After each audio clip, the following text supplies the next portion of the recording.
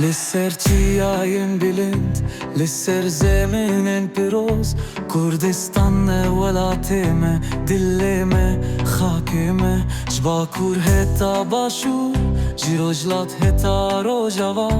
ام دین ناف خدا یکن ام هر دم به هفره آزادی آزادیش با کردستان امه هر دم جبا آزادی بخابتن به دل خواه به روح تا خواه امه آزاد بین کردستان جبا هر دم آزاد به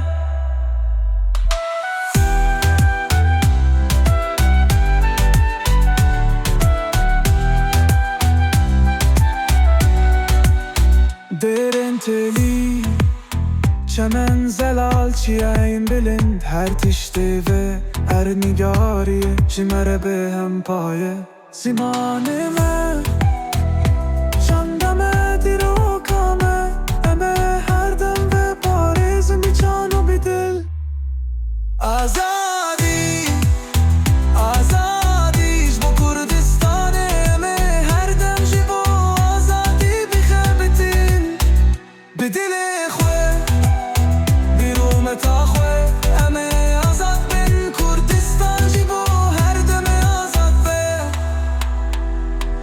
درین تیلی چمن زلال چیاین بلند هر تشته و هر نگاریه جمره به هم پایه زمانمه چندمه دیرو کامه امه هر دم و پاریزم بیچان و بده آزادی آزادیش با کردستان امه هر دم جبا آزادی بخبتین به دل خواه بیروم تا خواه امه آزاد بین کردستان جبا هر دم آزاد به جبو زارو کنه جبو بشه رو جامه امه و خاکا پیروز بپاریزن بخرمانی لسر ناوه همویان